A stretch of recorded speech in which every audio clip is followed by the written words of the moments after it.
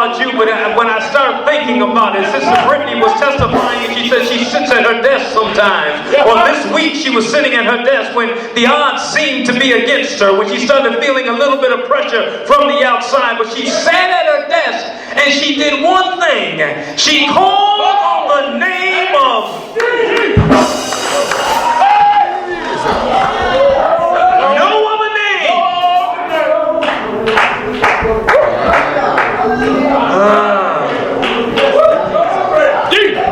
Jesus. Bless that wonderful name.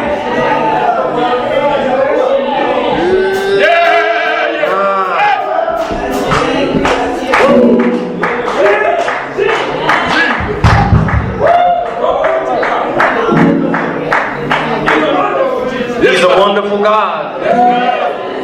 I don't know about you. We all have our different ways of praising Him. We all have our different ways of acknowledging Him. We all have our different ways of giving God glory. I don't know about you, but the glory that I'm giving to God is to let Him know that He is wonderful in my eyesight. God is wonderful for the things that He has done. I praise God for the things that He has done. I worship Him for the God that He is. Yes, sir. He's a mighty, mighty, mighty good God. Can I go political on you all for about maybe 15, 20 minutes? I'm telling you, this thing bothered me to the core of my body. All right. And when I say, can I go political on you, you all know December 8th, Tuesday, December 8th. I went to bed Tuesday night about 11 o'clock, and things had not turned out exactly the way I was anticipating them to turn out. Things went in a different direction that I thought that they were going to. I came up with all sorts of different reasons and excuses as to why the Democrats were not in office on Tuesday. When I woke up Wednesday morning, and I was almost afraid to listen to the news, because I kind of looked at Tuesday night and I saw this sea of red going across the United States. I saw countries, or cities I should say, that were blue states then became red states. And I saw individuals that were voting for, back in 2008 and in 2012, they voted for a man that I will tell you, as he has been our president, President Barack Obama. They did all they could to try and find a scandal, but in 8 years never found a scandal that they could put to our President of the United States of America. I was a little nervous when I went to bed, because I said, something's going wrong. Lord, what is it? Why are we going through such a turmoil time such as this? Why are we dealing with this issue the way that we are?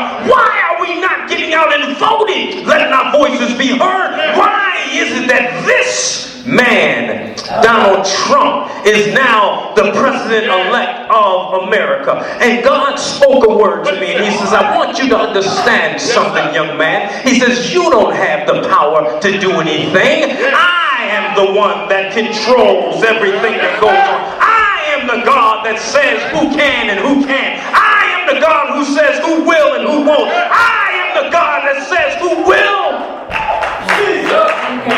I am that God. Your responsibility, young man, is to praise me for everything that I do. I don't know about you, but we serve a mighty. And He's not good just because He do things the way that I want Him to do them. He's not good just because He does things the way that I look for Him to do. He's not good just because He answers my prayers the way that I want Him to answer. But He says, if you praise me. He told the Romans as they were trying to kill Him, He spoke to me and He said that my Son told them, if I be lifted up, I'll draw all men unto me. How many of the disciples were afraid to lift me up when things seemed to be looking and going bad? How bad was Peter when it came to God coming back on the earth and now being crucified? How bad was it that Peter denied Him 3 times because things seemed to be looking bad? That's right. That's right. He says, now my question for you, young man, is what are you going to do when I put Donald Trump in office? What you say? What are you going to do when I put Donald Trump in control of the mighty army that the United States have? Yeah. What are you going to do when I put Donald Trump in charge of the ethical and moral laws that govern our fair country? What are you going to do, young man? He says, what is it that you are going to have on your side that Donald Trump can't take away? What you say? What you say? And I ask you that. The question may have come to me. You all may have heard that a lot of times preachers say the Lord speaks to them and the word comes to them first. But now I deliver this to you. What are you going to do?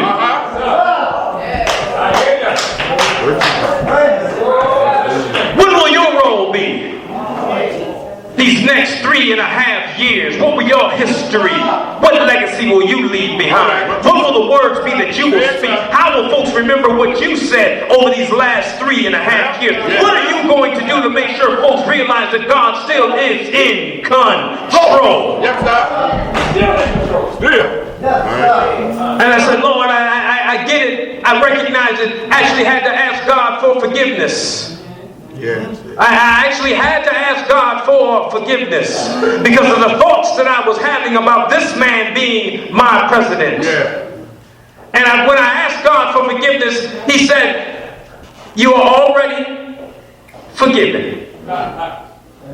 And He took me to a passage in the Bible. We often read it. We go to Galatians, the 6th chapter, and we often read the very first verse, and we get excited behind it. If a man be overtaken in a fault, if a brother be overtaken in a fault, we get excited behind that. And the fault that I had is I started doubting God. And I didn't doubt God to His face.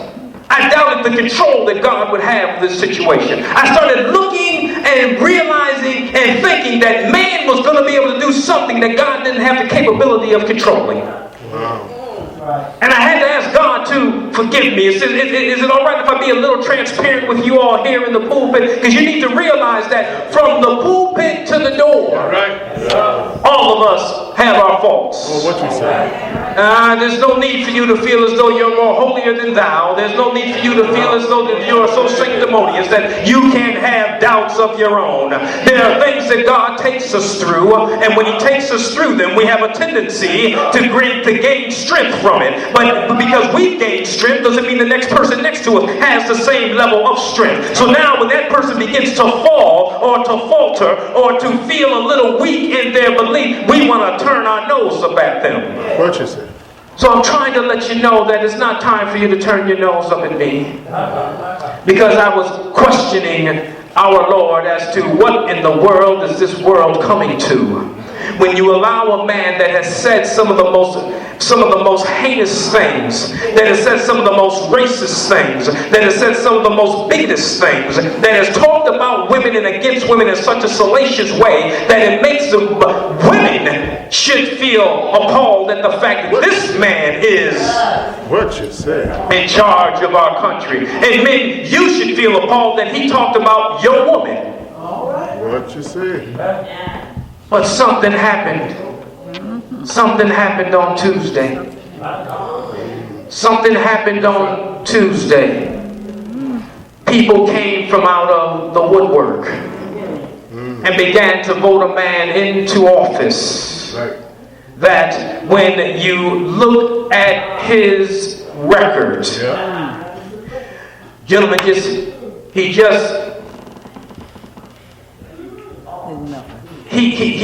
just settled. That's right. A lawsuit. $25 million lawsuit. That when he was campaigning, he told us all of that was false. It's not true. Things he said when he was campaigning, I will never settle, because when I settle, it lets the people know that you will always settle and folks will always come back after you. $25 million settlement for the mistreatment of people that attended Trump University. So I sat there and, Lord, where do I go with this? And he took me to Galatians 6, and I'm going to hit just a few verses for you. Galatians 6, the 3rd verse, says, "For if a man think himself to be something when he is nothing, he deceives himself." That's it, sir. And this isn't a message to Trump. This is a message to each and every one of us. If a man or a woman thinketh himself to be something when he is nothing, because without God you have nothing. That's it. Without God you can't walk. It is God that gave you the ability to put one foot in front of the other. It is God that gave you the mind that you have to be able to think out logically the things that you have to do in order to put that one foot in front of the other. It is God that gave you the use and activity of your limbs and gave you blood that's running warm in your body. It is God that gave you the ability to open your mouth and be able to speak logical words to individuals that those of us that speak English understand what it is you're saying. It is that God that gave you that capability of doing that. And when you think that you are more than what God has done, and that you don't need Him in your life, There you are, there you are. then you deceive yourself. Right. I look back at our country and I ask the Lord, why would you allow us, Lord, to go through a series of situations such as this? And God spoke these words to me. He says, you know, when a nation forgets God,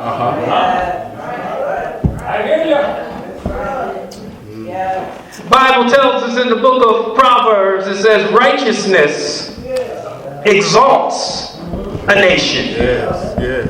But sin is a reproach. And he said, your nation, the nation, when you think about it, young man, the nation has condoned the killing of my children. Okay? He says the nation has gone against biblically what I've written as to how a family should be designed.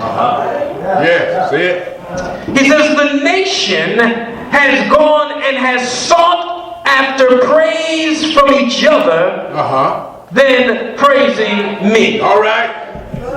He says when a nation does that, then I have to do something that makes them realize that prayer to me is better than praise to Him. Prayer to me will work better than if they give glory to them. Yes. Prayer and praise to me will work out a whole lot better than setting up laws that will make man look favorable in your eyesight. I said, okay, I get it, Lord. He says, so if a man think himself to be something when he is nothing, he deceives himself.